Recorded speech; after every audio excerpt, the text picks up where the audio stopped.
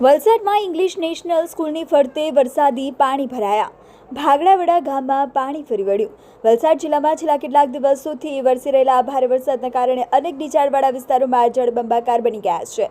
ભારે વરસાદના પગલે ગામડાઓ તેમજ શહેરી વિસ્તારોમાં પણ પાણી ભરાવાની સમસ્યા સર્જાઈ છે.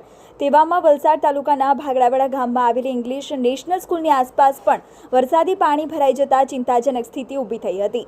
પ્રાપ્ત માહિતી અનુસાર સતત વરસાદના કારણે સ્કૂલની ચારે તરફ પાણી ફરી વળ્યું હતું અને પાણીનું ધસમસતું વહેણ સ્કૂલના મુખ્ય પ્રવેશ દ્વાર અને પગથિયા સુધી પહોંચી ગયું હતું.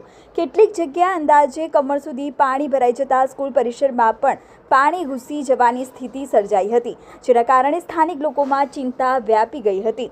જોકે હવામાન વિભાગની આગાહી અને ભારે વરસાદની પરિસ્થિતિને ધ્યાનમાં રાખીને જિલ્લા તંત્ર દ્વારા અગાઉથી જ શાળાઓમાં રજા જાહેર કરવામાં આવી હતી, જેના કારણે ઘટનામાં સમયે સ્કૂલમાં વિદ્યાર્થીઓ, શિક્ષકો કે અન્ય સ્ટાફ હાજર ન હોવાથી સંભવિત મોટી હોનારત ટળી હતી.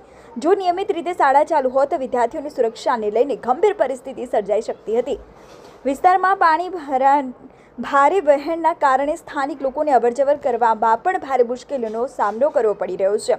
અનેક લોકો પાણીના ધસમસતા પ્રવાહમાંથી પસાર થવા મજબૂર બન્યા હતા.